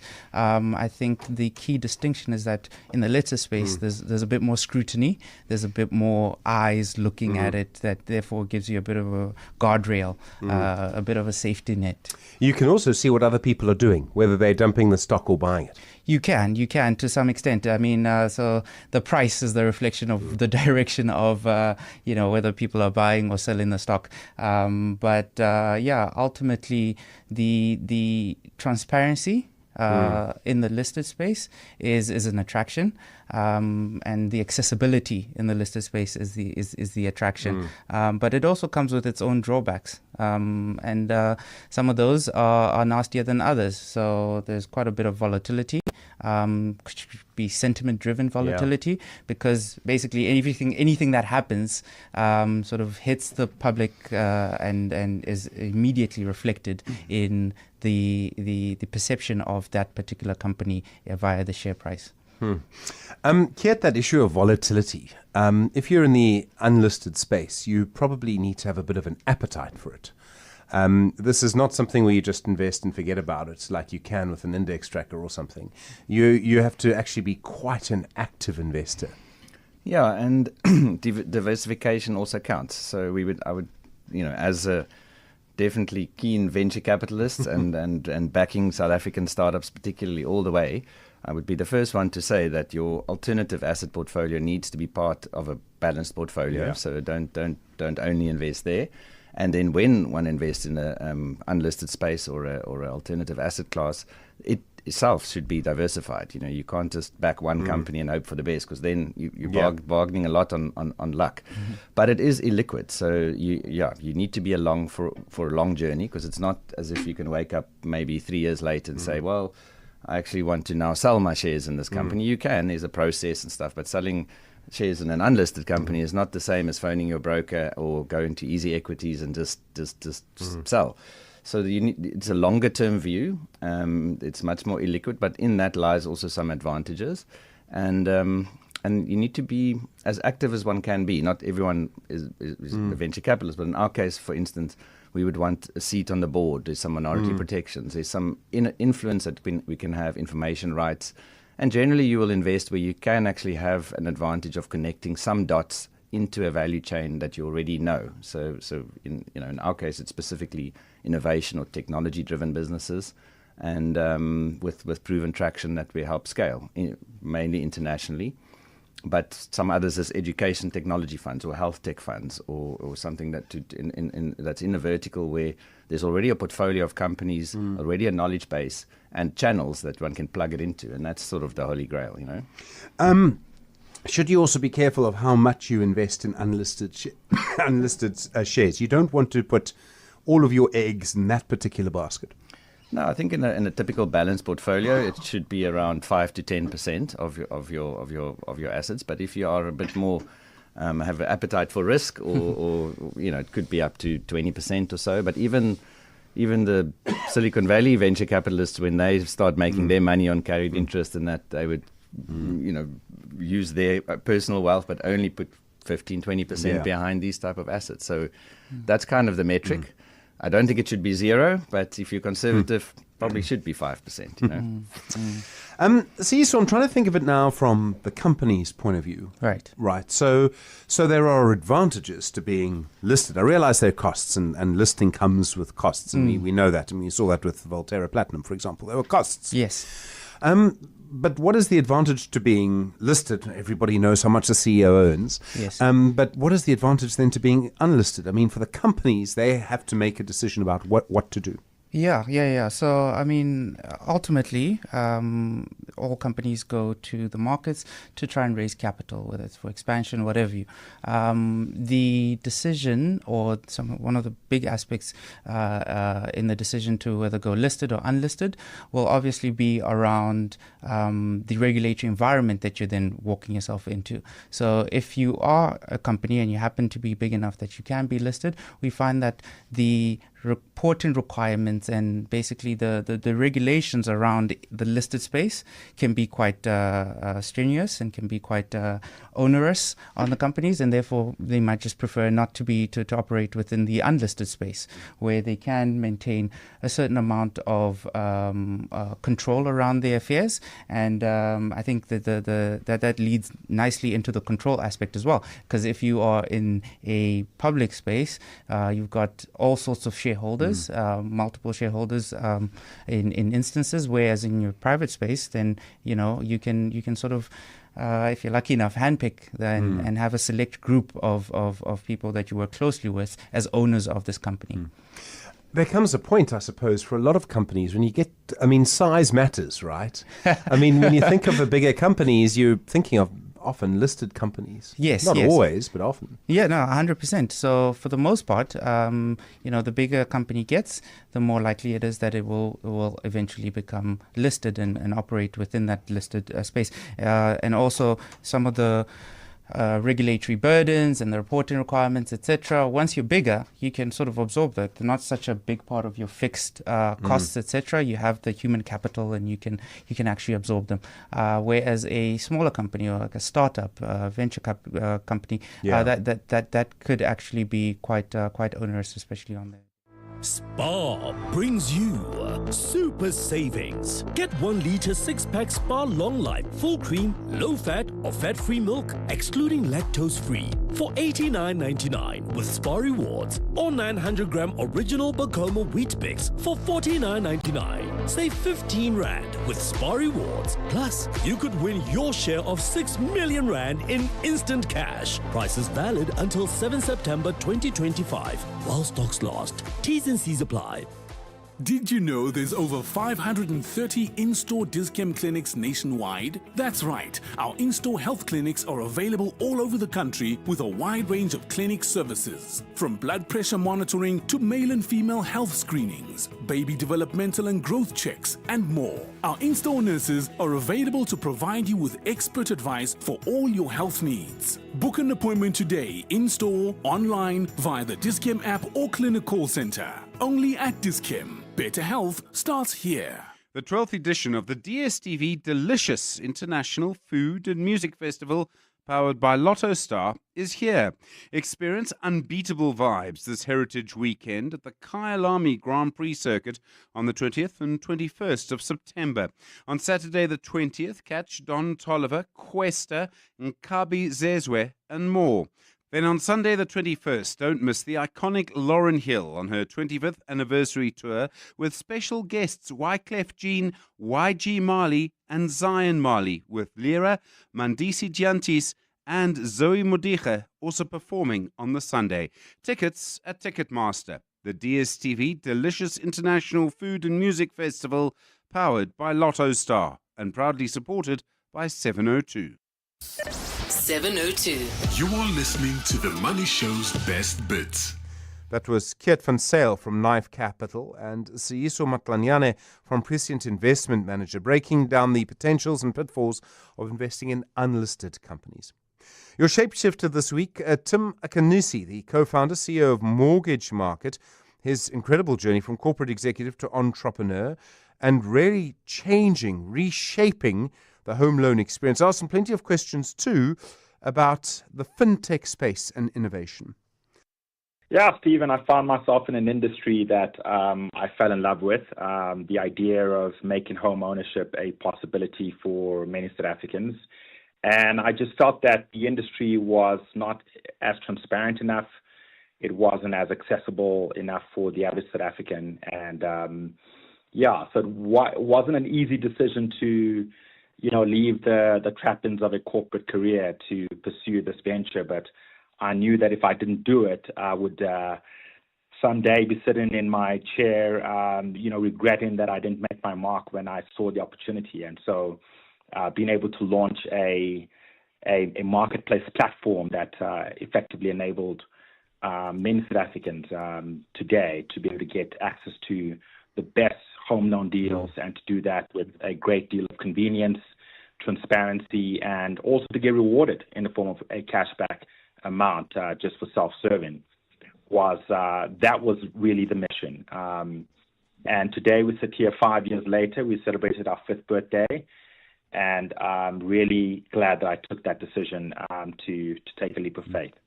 The sort of original insight, I mean, did it come from a frustration? Did it just come from oh, this could be done better? Did it just come from, a week of I don't know, long showers or long walks or something where you suddenly, at the end of the week it was fully formed? Or did it take quite a long time? I mean, sometimes people do have a kind of flash of insight and you sort of walk away from that insight and you actually know what you're going to do next. Yeah, Stephen, it was a bit of both. I started out, I was headhunted to go back to Nedbank to start a channel called Home Loans Digital Channels. And essentially the idea was Nedbank at that stage had lost just over $1.5 billion in the global financial crisis. This was back in 2011. And so the idea was that they wanted to self-originate clients through their website. And so we built out this capability in terms of the front end and the value proposition around being able to get a bond within a couple of hours. And at that stage, the average turnaround time to get a bond was probably about a week and a half. And so I started out and built that channel out. And surprisingly, it was at the time when the internet was becoming a lot more accessible and pervasive. And that took off. It did very well. I was promoted onto the Exco and had a great career at Nedbank. And then I moved over to ABSA, and it was at that stage that I felt that the timing was right to say, if that idea could work for one bank, where a single application could be made to a bank for a home loan, then why not that same single application to a multitude of banks in the form of a marketplace? And so that was really the idea to do that. And nobody had done it locally. We had seen some versions of that internationally. And I felt that if I didn't take that leap of faith to do it, somebody else would. And, capture a market, or at least move the market in a way that made it a lot more accessible and transformative. And that was the birth of Mortgage Market. It's one thing to have the idea, to work out a little bit of it, but to kind of get it going, you generally need money from somewhere, and you also need customers from somewhere. So the banks had to agree first, really. Absolutely. I had to bootstrap this, so I put a lot of my own money up front and got this to a stage where it was a working prototype, and then launched it in 2020. And that was quite a scary thing, because shortly after we launched, 2 months later, we had COVID. And so my grand idea is about doing some advertising and reaching out to people just went out the window. And so I had to pivot and launch a few other quality enhancements to the whole technology, which was the idea of people getting pre-approved and understanding what they could afford prior to making the application for a full home loan. And so by launching that allowed us to get new customers in, because people had time on their hands. They weren't in a position to go out to view homes, but they could certainly ready themselves. And so we did that for 6 months and got picked up by a VC who made an investment in us at a very critical stage in our business. And from there, we've just continued to, plug away at this mission. And, today we have a platform that is actually a software service as well. So we've enhanced it to the extent that it's now a mortgage as a service. And we've white labeled our entire technology to give that to any institution or anyone who has an interest in home loans to be able to have their own marketplace. And that's been the birth of Easy Mortgages, which has been a partnership with Easy Equities, MTN, and quite recently Take a Lot Home Loan Hub that launched about 4 days ago. It must have been very scary to sort of be starting and then the pandemic comes down. Looking back, the pandemic did make us think about things in different ways. It did mean we were at home a lot more, idly looking around, wondering if maybe I could afford something better. Do you think maybe, I'm not a chance going to say that it was a good thing, but looking back, do you think it did have an impact in maybe just helping things along a little bit, very strangely? I think so, very strangely. You're actually right about that, because it made everybody appreciate the value of their house, right? Because we were all locked down. Yeah. We needed space. Our homes became our entertainment areas, our workspace, our sense of zen. And so people started valuing their properties a lot more. And that brought about some pent-up demand. There was also some immigration. So areas where people never thought that they would be buying property all of a sudden became quite popular, i.e. the Western Cape. And so I think it made property a lot more relevant than it ever was. And it drove the idea that people could start making better investments in their own homes rather than renting. But unfortunately, that also came with another side to it, which was that, the pandemic brought about a lot more, call it loss of jobs, meant that people didn't have the ability to afford these homes. And that is the effect that we've seen played out over the last couple of years now, where people are renting, and now interest rates are coming down, and that means more people can get back into the market, except a lot of their credit is impaired. And so it's been both a blessing and a curse, but I think overall, more people are aware of the importance of keeping their credit in good shape, and also the importance of having long-term assets such as their homes. There's, well, let me put it to you like this. As a sort of outsider to the space, to the fintech space, it seems to me there's been a huge amount of innovation in South Africa. Now, I realize this is, modeling, this is following other trends in other places. Do you think there is anything about South Africa that makes us innovate differently or makes us very fast to adopt? We do have, and I mean all the surveys have shown this, we do have a very advanced financial sector which must help. And for all of the talk about people who don't have enough data, I do actually think we're very data savvy. I mean, there are plenty of surveys that show that South Africans spend sort of more time on WhatsApp and online generally than many other places. I think there are important reasons for that. When you're uploading massive files, does it really matter what your internet's download speed is? With business class internet, you get a connection that's as fast going up as it is down. Your company deserves business class internet, because just reboot the router isn't a business strategy.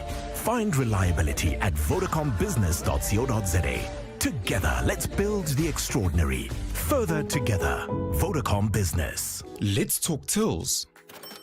Most just take money. But what if your till could think for you? Introducing Yoko Counter, the smartest till you'll ever own. Cut guesswork and save time with integrated payments, real-time reports, seamless stock management, and easy staff tracking. It's all connected right there on one device. Upgrade to Yoko Counter at yoko.com. 702 was live from the AXA International Indaba Conference Center as Airports Company South Africa announced their 2024-2025 annual financial results. It's a very exciting day to announce the results for AXA with their sterling performance. What makes it so significant is that it creates a buffer, almost like a balance between aeronautical revenue, which is aviation revenue. It mitigates the risk. So you diversify revenue so that you don't have over-reliance on just one stream of income. That's a significant part of it. And it has been growing significantly, like almost balanced 50-50 with the aviation revenue in the past few years. Airports Company South Africa is proud to be sustaining the pulse of SA's economy and global connectivity. Visit airports.co.za for more info. 702. Let's walk the talk. The Money Show, Stephen Grootes, is brought to you by ABSA CIB, proud sponsor of the SARA Rail Conference 2025, powering progress, connecting economies. The best of the Money Show on 702. 702. That was Tim Akanisi, the co-founder and CEO of Mortgage Market, sharing his journey into the fintech innovation space. In this week's edition of Personal Finance, we focused on one of the most important questions you'll face in retirement planning. What is the right way to get your retirement income? How should it be paid out to you? Warren Ingram, the co-founder of Galileo Capital, spoke about the complexities of this decision and particularly the choice between a variable income and a guaranteed income for the rest of your life. it breaks up really around our retirement fund. So when you reach retirement age, in this country, retirement age is 55, but most of us are probably going to keep going flat out until we're 65. And when you get to that age and you officially retire from your RA or your pension fund or your provident fund, you're faced with the choice at that time to either take the money as a monthly pension, and that's kind of something that a lot of our parents or maybe our grandparents would have known about. When you get a guaranteed income and you know exactly what the amount is, and you know you hope it goes up with inflation every year. The alternative is something called a living annuity, and that's, I mean, it's now quite old. It's you know easily 20 years old, but that's not so certain. The outcome that you have there is quite variable. So we're faced with that choice as we hit retirement, and for a lot of people, Stephen, it's probably the biggest decision they make after or financial decision, let's be clear, after they buy a house. So it is a big one, and it's something we need to pay attention to. Is it something that people are properly prepared for? I mean, yes, we all talk about, you know, how to invest the best way, but it's a big decision to make, and often you'll be making it with someone else. So you really need to think about it very carefully. You do, and I find that the answer to the question is no. I think a lot of us are not prepared for it. Number one, there's a financial education, financial literacy element to this, because you know, when you work for a salary for your whole life, or you run your own business and you kind of go, you know, month to month, you don't really pay attention to investments in the way that you will when you're retired, because that's probably the first time in life you become a professional investor. You actually live off the money that's invested on your behalf. And so these decisions are often, I mean, it sounds funny to say, but they're often quite traumatic. People find, you know, huge amounts of stress, and it's an area they don't understand well at all. And then, you know, I guess the downside is that you become prey sometimes to dodgy selling tactics, and other times just the emotion overrides logic and reason. And so, you know, you might be getting great advice, but the emotions, you know, prevent you from hearing what you need to hear, and you make the decision based on emotion. And unfortunately, emotions are very bad ways for us to make sound, sensible decisions around money. Okay, so let's just sort of start with these two things then. How do you get a guaranteed income from your retirement investments? How do you make that work? So these are the industry jargon for these. They're typically called life annuities or guaranteed annuity, and they will be the guaranteed pension. So what happens is you retire, and then you essentially take your retirement capital and you do a transaction with an insurance company. And the reason why you're doing an insurance company is because they're contracting with you. They're taking your retirement capital, and in exchange for that capital, they're guaranteeing you an income for the rest of your life. And the way that they'll do that is they'll say, you know, please explain your age, your medical circumstances, and you know, your state of health as you are now. And then how would you like your income to grow? So would you like it to grow by inflation, or would you like it to grow at a fixed percentage? For example, it's quite common where they'll say, you know, you start this year at 50,000 Rand a month, and then next year we'll increase it by 5% as an example.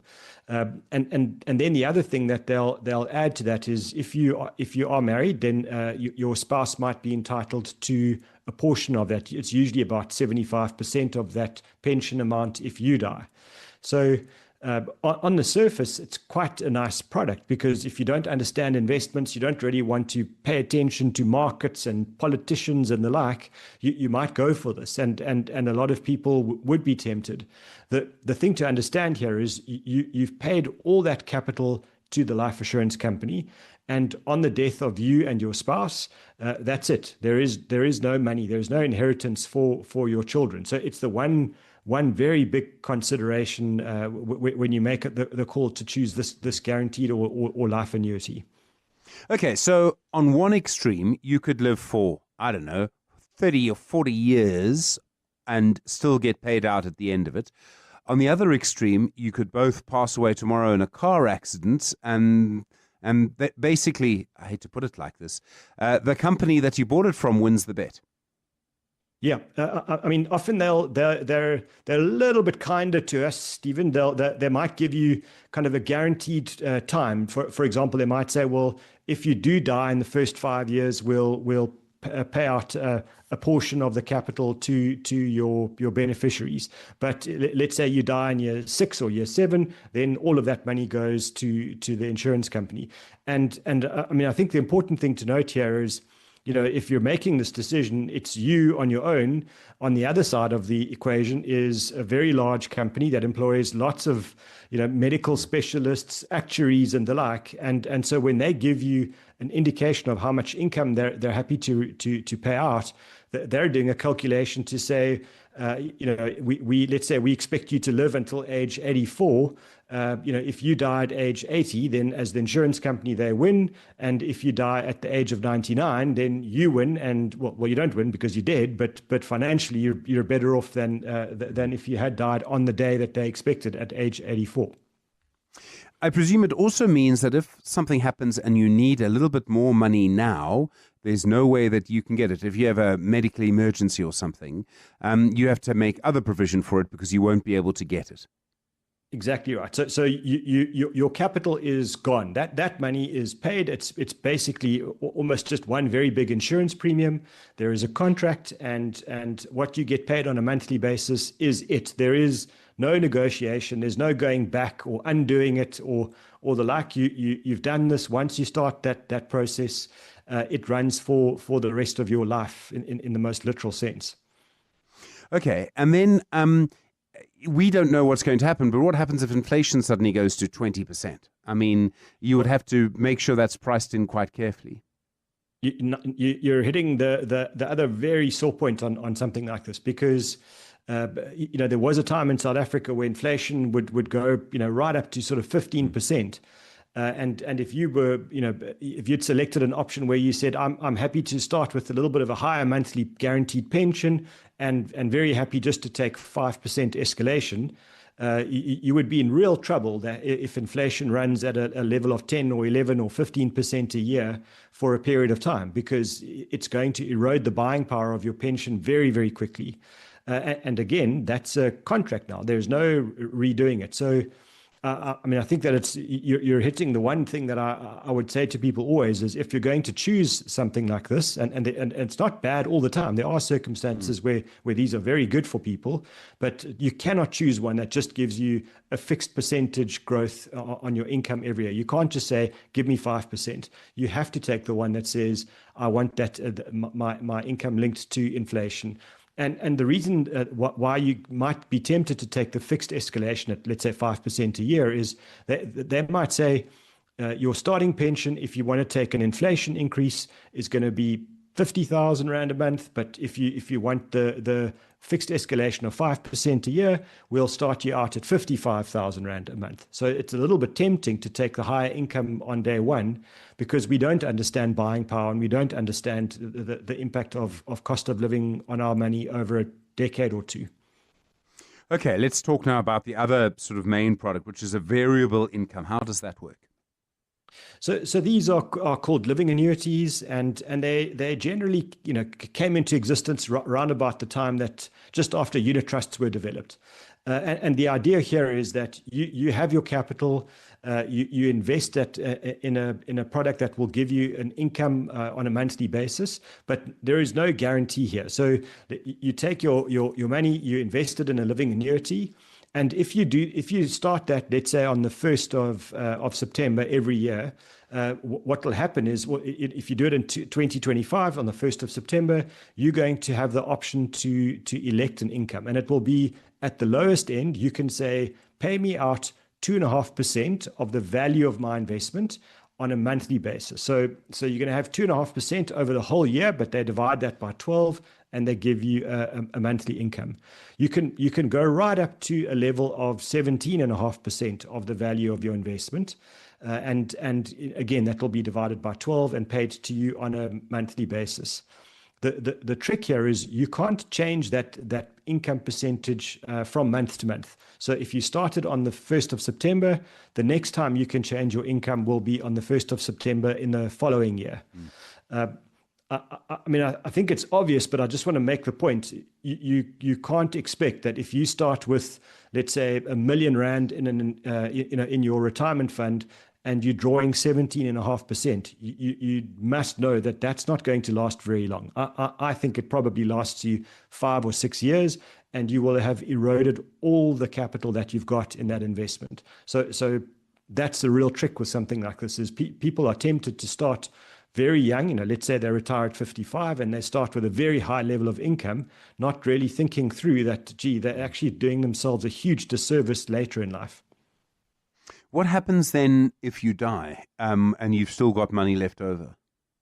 If you've managed your living annuity well, and you have children or other financial beneficiaries, you can nominate them as beneficiaries on this investment, and it's treated as a life assurance product. So from that perspective, you can nominate beneficiaries who immediately will become entitled to the balance of your living annuity. So if you've done well and you get to age 99 and you die at that age, and there's you don't have a spouse and your children are still alive, they become beneficiaries of that money. And why that's attractive is in South Africa, you don't pay estate duty or executors fees on the benefits of a retirement fund when it goes from the owner to the next generation. So it's a very efficient estate planning and kind of tax planning tool if you can manage your expenses well over your lifetime. We're talking to Warren Ingram, the co-founder of Galileo Capital. Your questions for him as well. He's a certified financial planner about personal finance. In a moment, we'll hear how you choose between these two major products. And also, there's in fact a question from Peter this evening asking, what happens to our investments when the Springboks are winning? Can we make money by buying shares when they win? Obviously looking at the second test rather than the first. We'll have an answer for you, Peter, in just a moment. The Money Show. Personal Finance with Warren Ingram. Well, Warren Ingram, of course, is a certified financial planner and co-founder of Galileo Capital. Warren, a question from Peter. What happens to our investments when the Springboks are winning? Can we make money by buying shares when they win? I thought that was an interesting question. I love the question. I actually had to go and do some research to find out if there is a link between winning teams and winning shares. And unfortunately, the answer to Peter is no. What happens is there is a benefit. So in the stock markets, they always talk about sentiment, the way we feel about things. And on a Monday morning after the Springboks have won, the whole country feels a little bit better. And that is it is an impact. But I think it has a slight economic impact. And if the Springboks keep winning for a period of time, that does lift our mood as a country, and that positive sentiment can have a very small economic impact. But unfortunately, it doesn't drive markets. Stock markets are driven by cold, hard machines and sort of fairly ruthless, hyper-rational people. Apparently, that's how they like to tell us they are, and so they don't get emotional about shares when they get into the office on a Monday morning. So unfortunately, no, Peter, that's not a good link at all. And I looked all around the world, whether it's in America or anywhere where the big sports teams win, it just has a slight sentiment bump, but unfortunately not a money maker. I'm kind of strangely not surprised, I suppose. Okay, so we've been discussing the two big sort of ways to get paid out. One is the sort of guaranteed fixed income for the rest of your life. The other is a variable income. How do you choose between the two? And part of it might well be if you have children you want to leave something for.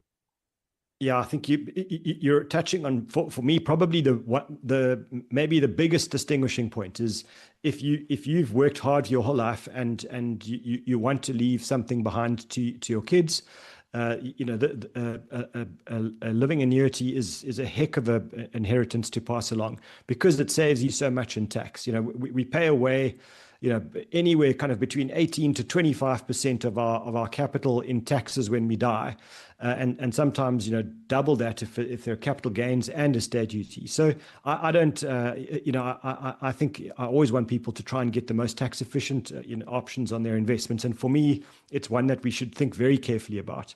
So I think that if you've got kids, this is something to consider very seriously.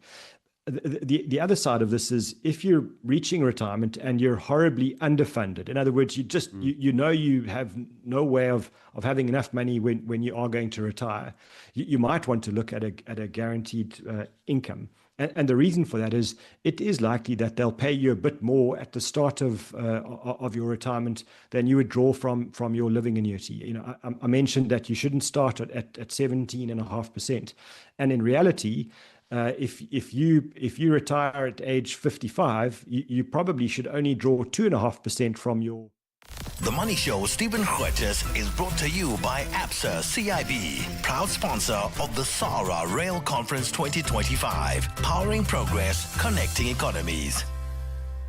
Warren Ingram there from Galileo Capital, helping us unpack one of the most difficult decisions in retirement planning, choosing between a variable income and a guaranteed income for life. You've been listening to the best bits of The Money Show, a digest of just some of the most important conversations and thoughts this week. If you'd like to hear more, go to our website or your podcast app and search for The Money Show. Thanks for being with us this week. We'll see you again on Monday at 6 o'clock. Have a good weekend. This is EWN. Good evening, I'm Zingisa Chirwa. Western Cape Premier Alan Winde says nurses' 54 billion rand out-of-court settlement with Eskom cannot go unchallenged. Consumers could